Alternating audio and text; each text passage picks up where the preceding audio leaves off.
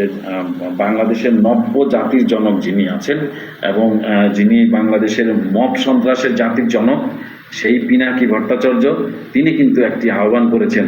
কি আহ্বান করেছেন?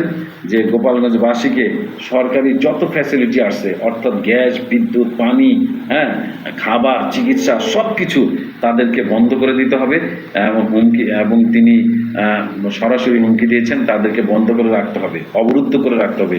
সে আরও বলেছেন গোপালগঞ্জবাসী যদি ক্ষমা না চায় তবে জ্বালানি, খাদ্য সব কিছু সব বন্ধ করে অবরুদ্ধ করে রাখা হয়।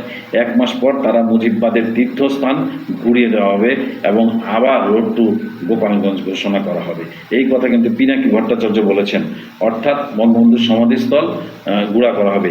তিনি এই কথা আমরা আর এই সকল আহ্বান তিনি করেছেন ডক্টর ইউনূসের সরকারকে। ডক্টর ইউনূস, পিনাকি ভট্টাচার্যের হুমকি বাস্তবায়ন হতেই পারে, কারণ তার আহ্বান আমরা ইতিপূর্বে দেখেছি যে তার আহ্বানে 32 নম্বর ভাঙচুর করা হয়েছে এবং তার আহ্বানে একবারে লুটপাট করা হচ্ছে এবং সরাসরি বুলডোজার এসে কোথায় বুলডোজার পাওয়া যায় সে তার ইউটিউব চ্যানেলে বলেছে এবং সেই জায়গা থেকে বুলডোজার এনে বৈষম্য বিরোধীরা কিন্তু এই যে মব সৃষ্টিকারীরা 32 নম্বর ভেঙেছে এবং 32 নম্বর লুটপাট করেছে। তাহলে পিনাকি ভট্টাচার্য হতেই পারে। এই পিনাকি ভট্টাচার্য আসলে কে? আপনারা সবাই ইতিমধ্যে জানেন যে এই পিনাকি ভট্টাচার্যের চরিত্রই বা কী ছিল। তিনি কিন্তু আমরা দেখেছি যে তিনি একজন চিকিৎসক ছিলেন এবং তিনি কিন্তু গণজাগরণ মঞ্চেও এই যে 2013 সালে যুদ্ধ অপরাধীদের বিরুদ্ধে যে গণজাগরণ মঞ্চ গঠিত হয়, সেই গণজাগরণ মঞ্চের কিন্তু তিনি সক্রিয় একজন নেতা ছিলেন এবং তিনি সেই জায়গায় জামাতকে ধুয়ে অনেক বক্তব্য রেখেছেন। আমি ইতিপূর্বে আমার যে অনুষ্ঠান, আমার যে কথোপকথন, আমি এগুলোতে প্রচুর আপনাদের দেখিয়েছি যে পিনাকি ভট্টাচার্য কিভাবে জামাতের মৃত্যুদণ্ড কামনা করছে বা জামাতিদের জন্য কিভাবে কথা বলছে, রাজাকারদের বিরুদ্ধে কথা বলছে। সেই পিনাকি ভট্টাচার্য কিন্তু তিনি হঠাৎ কি হলো যে আওয়ামী লীগ বিরোধী হয়ে গেল বা বাংলাদেশ বিরোধী হয়ে গেল? আসেন আমরা সেই জিনিসটা জানি। আমরা ইতিমধ্যে জেনেছি যে পপুলার ফার্মাসিউটিক্যালসের তিনি কেমিস্ট ছিলেন এবং তিনি নকল ওষুধ তৈরি করেছেন, যার নকল ওষুধের ফলে 295 জন শিশুর মৃত্যু ঘটে।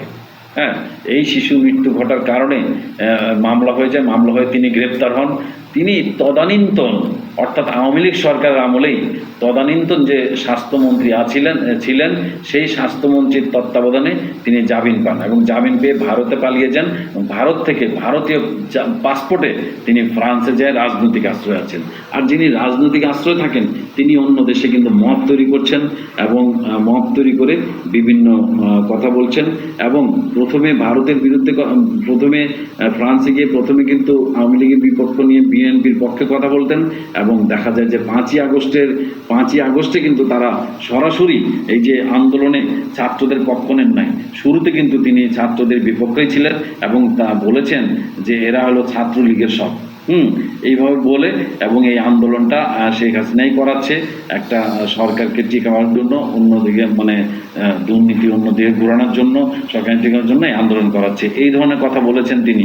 পরবর্তীতে দেখা যায় যে এই বৈষম্য বিরোধীদের এখন একেবারে জাতির পিতা হয়ে দাঁড়িয়েছে এবং জামাত শিবিরের জাতির পিতা হয়ে দাঁড়িয়েছেন।